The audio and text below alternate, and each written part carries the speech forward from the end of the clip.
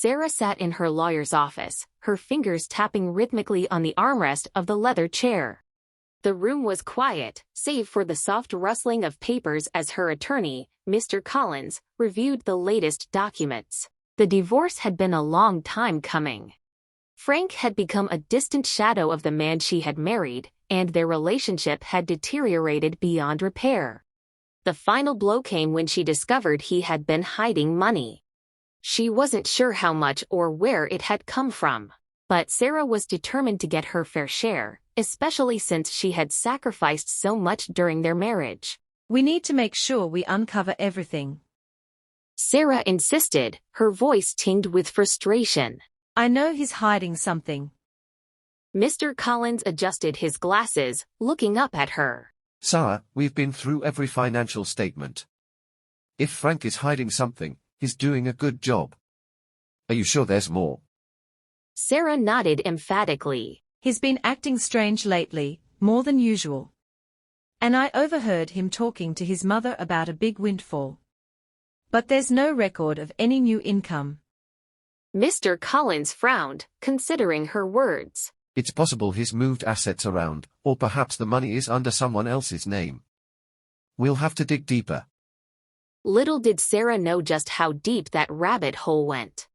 Frank sat across from his mother, in her small but cozy kitchen, his fingers nervously drumming against the wooden table.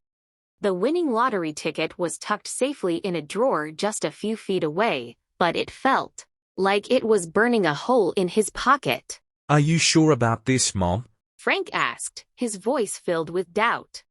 His mother, a shrewd woman in her late 60s, nodded firmly. Absolutely. If Sarah finds out about this, she bleeds you dry in the divorce. You did the right thing putting the ticket in my name.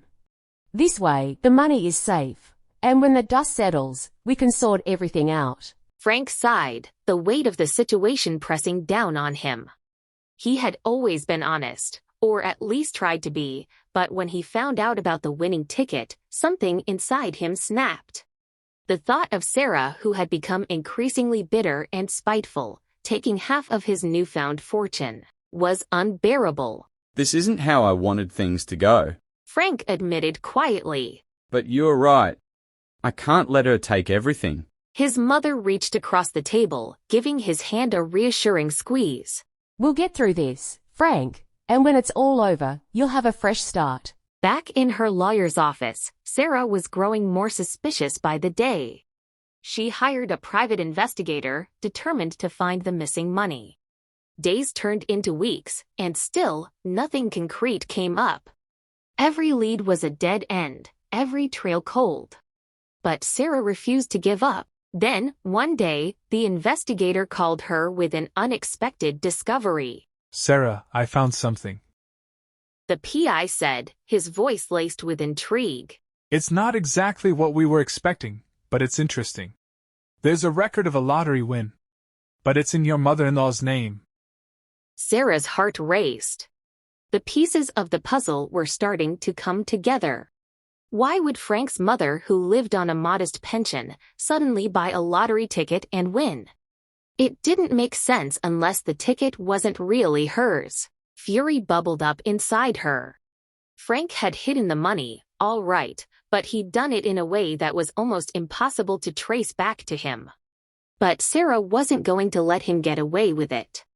She knew now that the money existed, and she had a new angle to pursue.